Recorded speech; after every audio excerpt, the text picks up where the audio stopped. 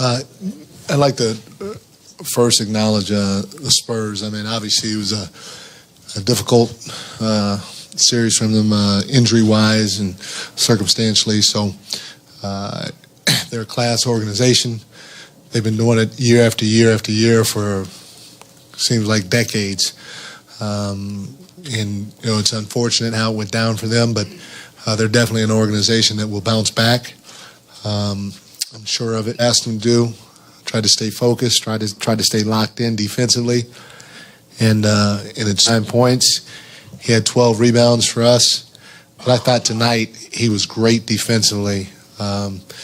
Very few breakdowns on the defensive end on his part. He was locked in. He followed the game plan, and I thought he was spectacular for us on that end of the floor. Steph, he was Steph. He scored the ball. He shot the ball well for us, and he got us going. He helped get us going when they go on a run. It seemed like KD or Steph more often than not would hit a big three to keep the separation at hand. Our guys continually share the basketball with the 30 assists. At the end of the day, it's a good win for us, and it's hard. I don't care who you're playing. To make it to the NBA Finals, to win your conference finals, it's a big task. It's a huge accomplishment, and I tip my hat off to all of our players. Our coaching staff was phenomenal, management and ownership, and then all of our fans back in the Bay Area. Sam Amick, USA Today. Mike, you spent a lot of time around Manu, and certainly he could be retiring. How do you see his legacy, and for you personally, just what kind of memories come to mind as far as who he is and the way he competed? Wow. I've been in this thing since 1992, and just as a person, he's one of the all-time greatest that I've come across. I don't know if there are many people better than him as individuals. It's a sad day.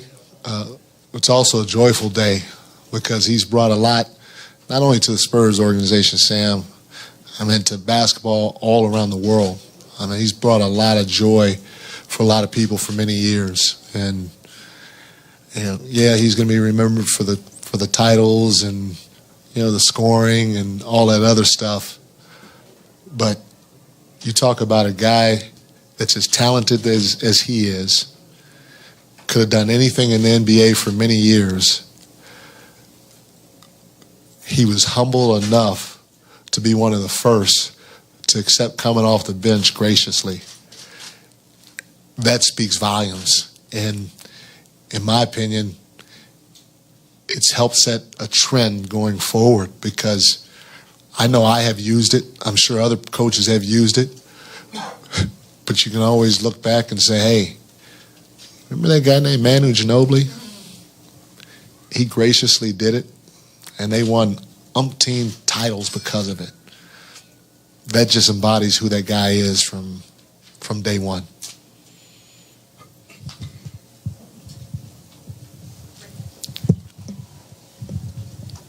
Mike, first row. You guys have had 3 closeout games, and in each time, you guys have really taken control of the game right away. You didn't leave anything to chance. You seemed to play with a lot of aggressiveness. There was no let-up. What does that focus say about your team? Again, in my opinion, it starts with Steve Kerr. He's our head coach. He's our leader. He's been saying it from day one. Lock in defensively and keep it simple offensively. And we had a couple breakdowns defensively. We turned the ball over a couple of times on the offense end of the floor. But our veteran leaders, they tried to right the ship early, and it showed as time went on, and we were able to create some separation. So I give credit to Steve and all the guys in the locker room for locking in defensively and keeping it simple offensively. Does a start to a closeout game like that, when it happens now consistently in one playoff year, say anything about? Say it again. When you have three starts like that each time in a closeout game, does that say anything about the makeup and the approach of this team? It does, and that's why, again, even though Steve was not on the sidelines tonight, that's why I give him credit, because he's laid such a terrific foundation with this group. and he's given them ownership. I've been saying it the whole series. I've been saying it the whole playoff run, and our guys have handled it the right way. And they know a lot of times they know before we do what they need to do in order to right the ship if they're not playing the correct way. So give credit to Steve, give credit to that group for coming out and trying to close the game the right way tonight. Mike, back to Manu for a moment. When the crowd was chanting Manu, Manu, and all the emotions were flying around the gym, did it seem like you were part of a historical moment? As crazy as it sounds, yes. I know that I'm looking forward to the day to tell my grandkids I was there for his last game. A lot of great players and great people have come through this organization. You feel that way about Manu. You feel that way about Tim. Tony one day, David Robinson. It was just not only great players but great people, and to hear the crowd serenade them like that was fun. And I was glad that I was here for it. Guys, we're going to take two more. Coach, Luis Ortiz, Telemundo, San Antonio. Given the injuries to the Spurs and your relationship with Coach Pop, how do you feel, or how much sympathy do you have, kind of, although you have to compete and you have to come out and win, but for him, and what do you tell him after the game? No, really, I let him talk to me. I just responded. He's been here, done it many times, and he's about as gracious to me and my family as anybody has been through my entire life. And so I just listened to him. But yeah, it was tough for those guys. But he said it before the series even started. He called, we talked, we laughed. He said, "Hey, I love you." I told him I loved him, and he said, "But once this starts, we're going to try to kick your ass." I said, "Okay, it's on then." So, the injuries happen. It's part of the game. But at the end of the day, they still wanted to win, and we did too. Mike, Kirk Bowles from the Austin American-Statesman, as dominant as y'all have been in the postseason, do you worry about any type of lack of edge in close games when things are right down to the wire? Well, we feel like, the score is kind of misleading because we feel like we can play better.